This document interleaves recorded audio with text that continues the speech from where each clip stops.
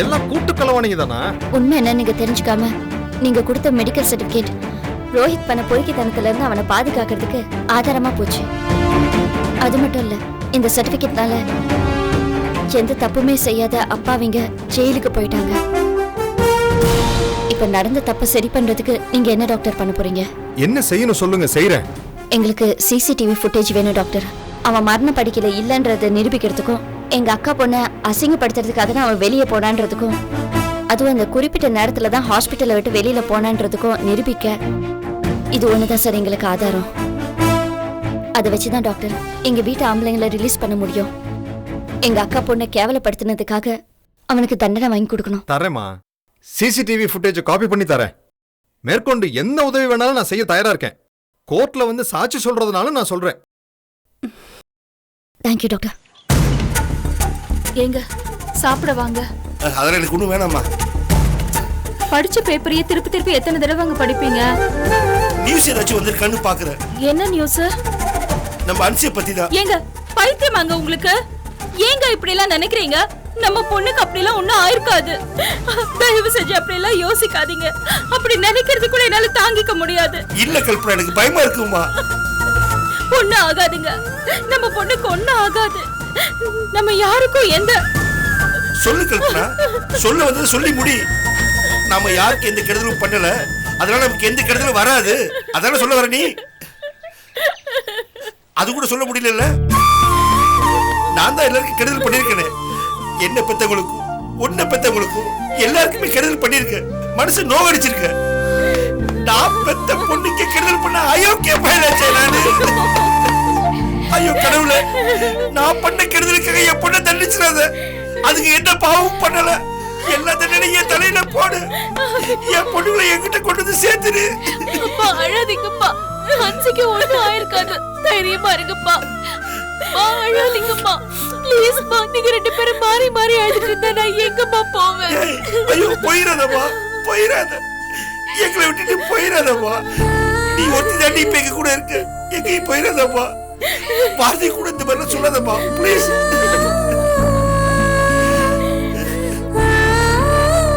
Sir, Augustine sir.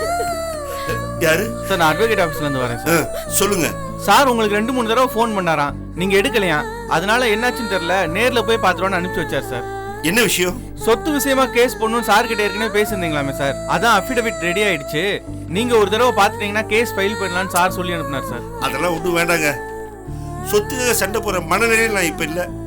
அதெல்லாம் அப்புறம் பாத்துக்கலாம்னு சொல்லிட்டாருன்னு போய் சொல்லுங்க. போங்க. சரிங்க சார்.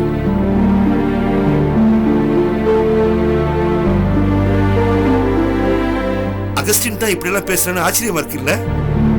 நான் பெத்த பொண்ணுங்களை பறி கொடுத்துட்டு யாரோ சம்பாதிச்ச சொத்துக்காக கேஸ போட்டு நான் என்னடி பண்ண போறேன்?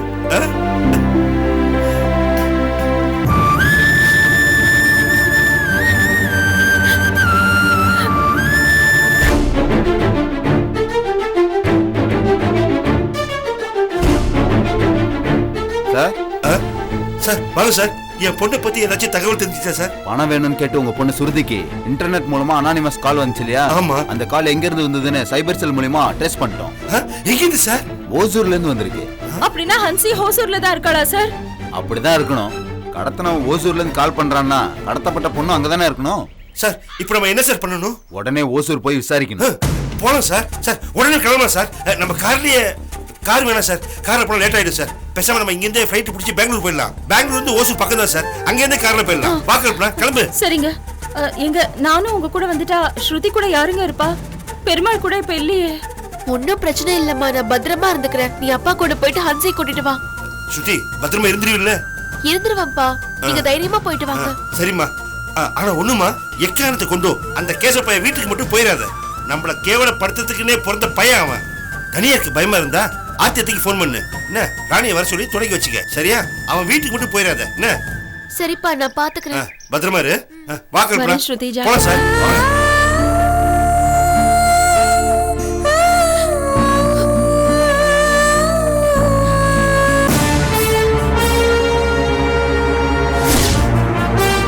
வாங்க சார். வாங்க சார். உட்காருங்க. எல்லாம் ஓகே தானே? எல்லாம் ஓகே மேடம். சார் ஒரு நிமிஷம்.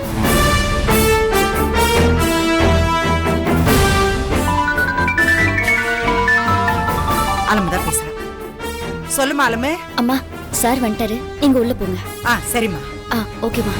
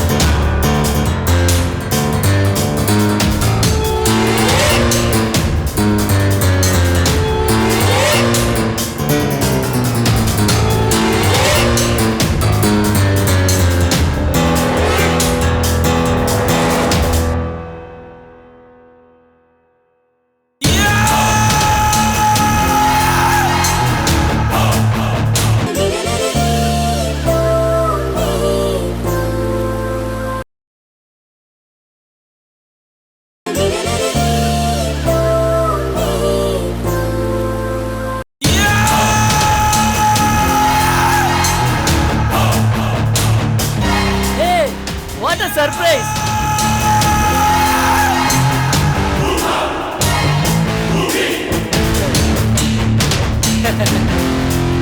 நான் எதிர்பார்க்கவே இல்லையே. அன்னைக்கு ஒரு பேத்திய மட்டும் கூட்டிட்டு வந்தவங்க இன்னைக்கு 2 பேத்திய சேர்த்து கூட்டிட்டு வந்திருக்கீங்க.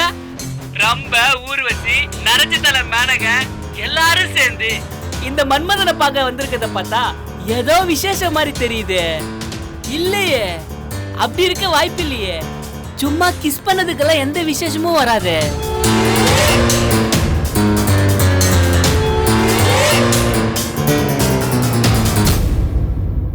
தம்பி, நாங்க பண்ணதெல்லாம் தப்பு, எங்களை மன்னிச்சிருங்க தம்பி. அடடே தம்பி, வாங்க போங்க, மரியாதைல சும்மா தூள் பறகுது. நீங்க யாரு, எப்பேற்பட்ட ஆளு, இதெல்லாம் எதுவுமே தெரிஞ்சுக்காம நாங்க உங்களை ரொம்ப தப்பா நினைச்சிட்டோம். தப்புதான் தம்பி, நீங்க பெரிய மனசு பண்ணி எங்களை மன்னிச்சிருங்க தம்பி. அடுத்து மன்னிச்சிருங்க. அடுத்து மன்னிச்சிருங்க.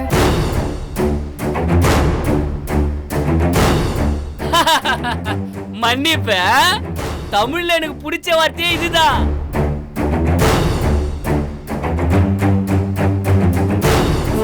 அந்த வார்த்தைய மத்தவங்க சொல்லணும், நாம கேட்கணும். அதுக்குள்ள இருக்கிற இன்பமே தனிதான். அதுவும் உங்கள மாதிரி அடங்காப்பிடாரீங்களா வந்து மன்னிப்பு கேட்கும் போது காதுக்கு எவ்வளவு குலுகுலுன்னு இருக்கு தெரியுமா? ஆமா, இப்ப எதுக்கு இந்த மன்னிப்பு கேட்கிற பாவனை நான் தெரிஞ்சுக்கலாமா?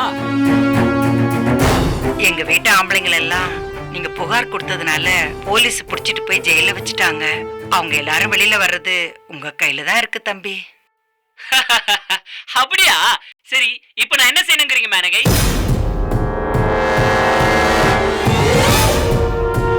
நீங்க மனசு வச்சீங்கன்னா அவங்க எல்லாரும் வெளியில வந்துருவாங்க தம்பி. அப்படி வாங்க வழிக்கு. இப்ப தெரியுதா இந்த ரோகித் யாருன்னு?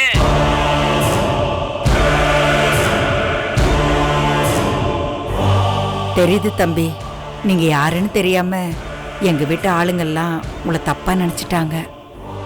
நீங்க பெரிய மனசு பண்ணி நீங்க கொடுத்த புகார வாபஸ் வாங்கி அவங்க எல்லாரையும் வெளியில கொண்டு வந்துட்டீங்கன்னா நல்லா இருக்கும்பா. கொடுத்ததெல்லாம் வாபஸ் வாங்கணும்னா எனக்கு ஓகேதான். என்ன கையில் மறைக்கிற?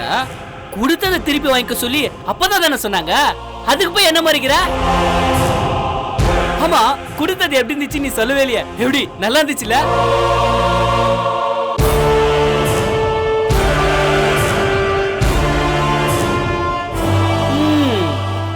ஆமா, என்ன நீ கிஸ் பண்ணதுக்கு போய் என்ன செருப்பால் அடிக்கிற? என்ன கையில் நீ புரியாத வேலை எல்லாம் சரிய?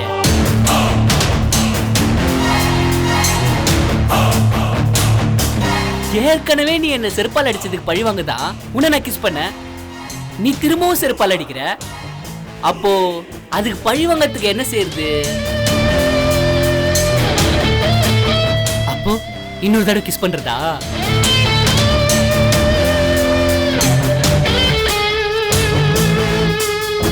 அடிச்சு கிஸ் அவ்வளவு சூப்பரா இருந்துச்சா? இன்னும் நிறைய கேக்குதா?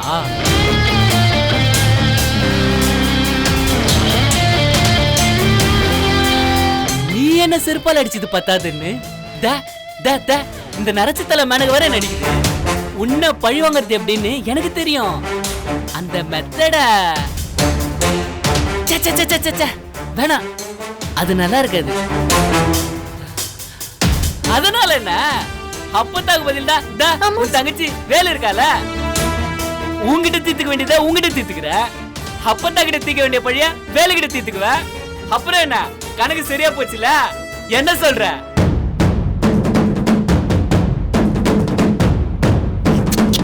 இருந்தாலும் நீ போட்ட ஆட்டோ ரொம்ப கூடி போச்சு கையில. இப்ப என்ன பண்ணிட்டாங்க? இப்போ கிஸ் தானே பண்ணாங்க. அதுக்கு போய் இப்படி எல்லாம் பண்றது? இன்னொரு தடவை இந்த மாதிரி எல்லாம் ஓவரா ரியாக்ட் பண்ணேன்னு வெய்யி, கிஸ் எல்லாம் கிடையாது கையில, ஸ்ட்ரைட்டா நெக்ஸ்ட் லெவலுக்கு போயிடுவேன். அப்புறம் விசேஷம் வைக்கிற மாதிரி ஆயிடும்.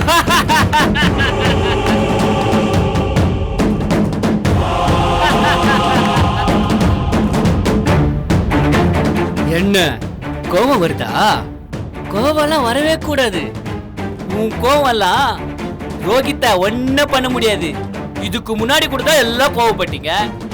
என்ன பண்ண முடிஞ்சது? ஒன்னும் பண்ண முடியல. உங்க வீட்டுக்கே வந்து உங்களை வம்பு கிட்ட என்ன பண்ணீங்க? உங்க மகனும் அப்படியே நடிச்சாங்க. எனக்கு ஏதாச்சும் ஆச்சா? ஒன்னும் ஆவலல. ஆனா ஒன்னு அப்பத்தா, உங்க புள்ளியும் மாப்பிளையும் சுத்த வேஸ்ட். சத்து கெட்ட பசங்களா இருக்காங்க. சும்மா அடிக்கிறேன்னு சொல்லிட்டு சும்மா சாணி தட்டுற மாதிரில தட்டுறானுங்க. இவனுங்க அடியெல்லாம் என்ன எதுவும் பண்ண முடியாது. பாத்தீங்கல்ல எப்படி சும்மா கின்னு இருக்கேன்னு பாத்தீங்கல்ல?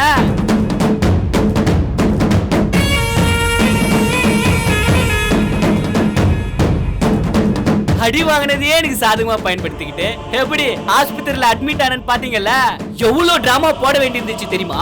மூச்சு திணற மாதிரி நடிச்சு, சாவ போற மாதிரி பாவலா பண்ணி, இன்னும் டேஞ்சர் ஜோன்ல இருக்கிற மாதிரி எல்லாரையும் நம்ப வச்சு, அசந்த நேரத்துல நைஸா எல்லாரு கல்லையும் மண்ணு தூவி வெளியே வந்து கையில ஆசை தீர பழி வாங்கிட்டு மறுபடியும் ஒண்ணுமே தெரியாத மாதிரி வந்து படுத்துக்கிட்டேன்.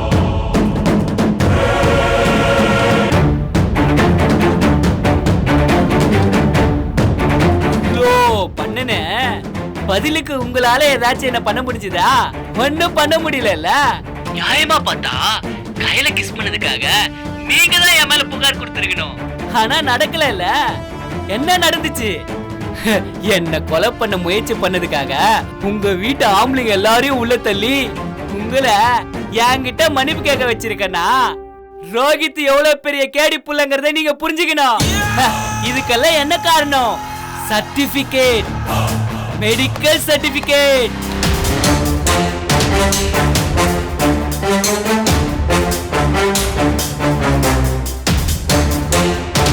இந்த ஹாஸ்பிடல்ல ஒரு சீஃப் டாக்டர் இருக்கானே, அந்த ஆளு ஒரு கிராக்கு கேன கூமுட்ட எதை சொன்னாலும் நம்புவான். இந்த ஆஸ்பத்திரி ஒரு தப்பான ஆஸ்பத்திரி. ஆளை கொண்டுடுவாங்களாம், கிட்னியை வேற திருடிடுவாங்களாம். பக்கத்துல இருக்கிற ஆஸ்பத்திரி நல்ல ஆஸ்பத்திரியா? அது இதுன்னு கொஞ்சம் கொளுத்தி தான் போட்டேன். அந்த ஆளு அப்படியே நம்பிட்டாரு. நாங்க சொன்ன மாதிரியே ஒரு மெடிக்கல் ரிப்போர்ட்டை எழுதி கொடுத்துட்டாரு. அந்த சர்டிபிகேட்டை வச்சுதான் நான் மாட்டாம உங்க வீட்டு ஆம்பளைகள் எல்லாம் மாட்ட வச்சேன்.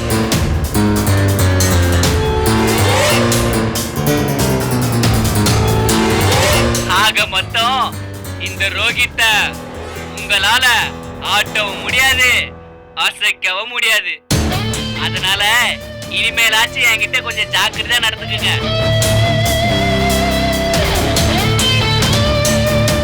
கயலு, பர்டிகுலரா உனக்கு தான் சொல்றேன்.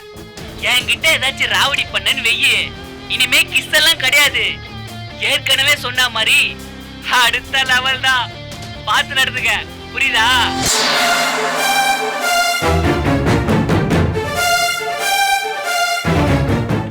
அப்புறம் புகார வாபஸ் வாங்கன்னு சொன்னீங்கல்ல, பார்க்கலாம்.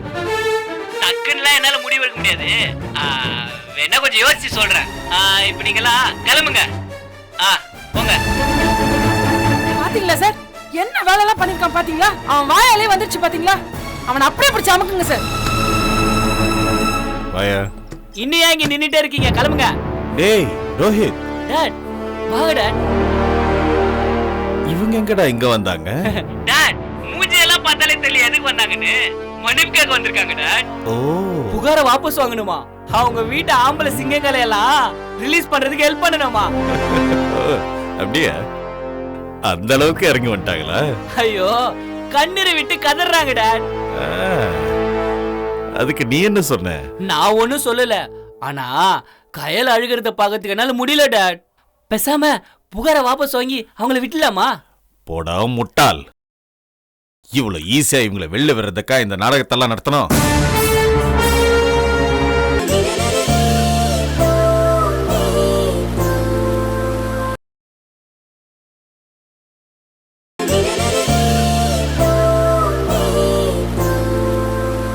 இவ்வளவு ஈஸியா இவங்களை வெளில வர்றதுக்கா இந்த நாடகத்தெல்லாம் நடத்தணும்?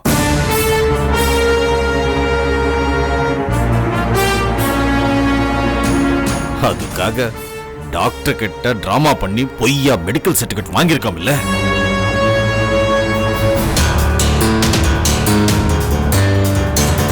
கடக்கட்டும், கொஞ்ச நாள் உள்ள கடக்கட்டும். அப்பதான் மிஸ்டர் அருணாச்சலத்துக்கு புத்தி வரும். பெத்த பையன் தானே, காம்ப்ரமைஸ் பண்ணிக்கங்கன்னு மாஜிஸ்ட்ரேட் சொன்னார். இவர் என்னமோ பெரிய வீராப்பா முடியாதுன்றாரு. என்ன பண்ணணுமோ பண்ணிக்கங்கன்னு தலை நிமிந்து சொல்றாரு. நிமிந்த தலை கவரணும், ஜெயில அந்த மனுஷ கூனி குறுகணும். 15 நாள் ரிமாண்ட் முடியட்டும், அதுக்கப்புறம் புகார் வாபஸ் வாங்குறத பத்தி யோசிப்போம். என்னையா வருது?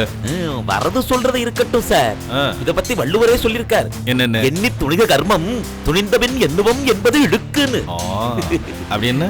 அப்படின்னா நாம ஒரு விஷயத்துல இறங்கறதுக்கு முன்னாடி அதுல இருக்கிற சாதகம் பாதகம் எல்லாத்தையும் நல்லா யோசனை பண்ணி இறங்கணும்.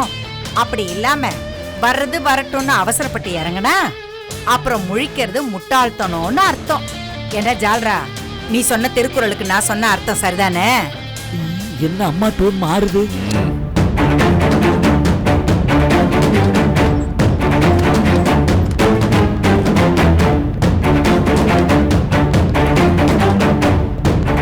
வாங்க இன்ஸ்பெக்டர், நான் கொடுத்த புகாரை வாபஸ் வாங்க சொல்லி இந்த அம்மா அவங்க பேத்திங்களை கூட்டு வந்து கலாட்டா பண்றாங்க இன்ஸ்பெக்டர்.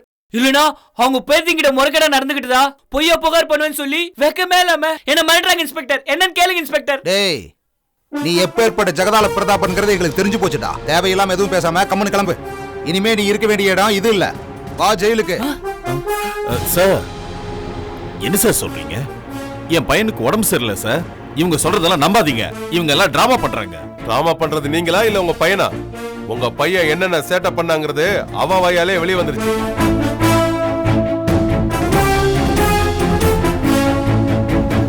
இவங்க கிட்ட அவன் பேசுனது பக்கா வரைக்கடா இருக்கு.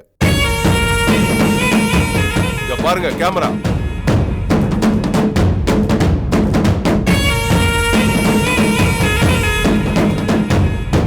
ஃப்ரிட்ஜ் மேல ஒரு கேமரா இருக்கு பாருங்க.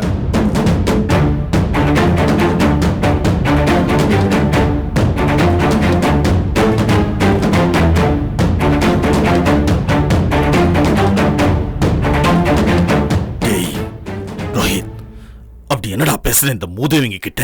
ஏய், மூதேவி கீதேவின்னு பல்லெல்லாம் உடைச்சிருவேன், ஜாக்கிரதை. என்ன தாண்டா பேசுற?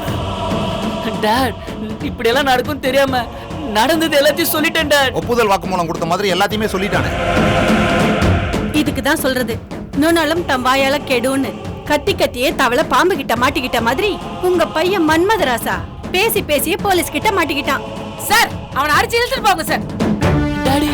டேய் ரோஹித், தைரியமா போட. டாடி நான் இருக்கேன், நான் பாத்துக்கிறேன். சுப்ரீம் கோர்ட்டுக்கு போனாலும் போக வேண்டாம். கவலைப்படாம நீ தைரியமா போ. ஹலோ, நீங்களும் சேர்ந்து தான் போகணும். கிளம்புங்க.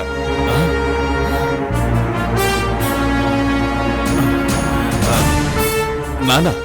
நான் என்ன சார் பண்ணேன்? டாக்டரை ஏமாத்தி பொய்யான சர்டிபிகேட் வாங்கியிருக்கீங்க. உண்மையான குற்றவாளியை மறைச்சு வச்சிருக்கீங்க.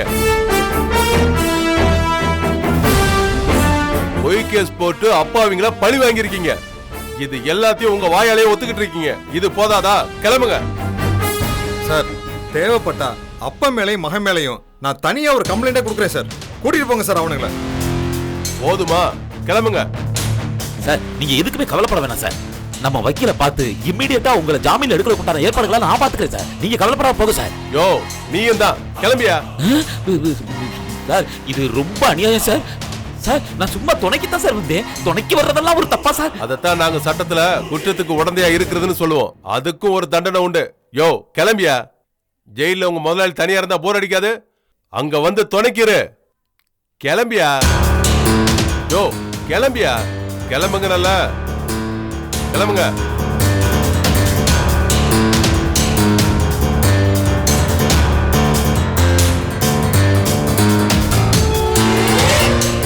ஏய் என்ன முறைக்கிற?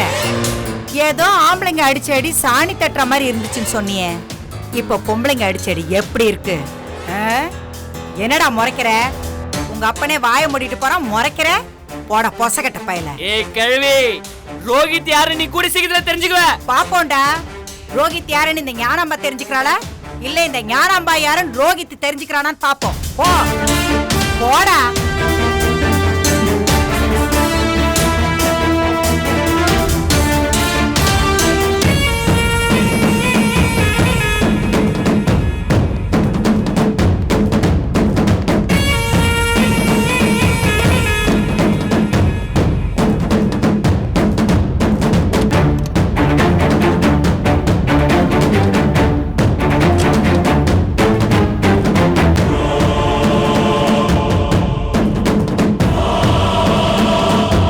ஏறுங்க சார்.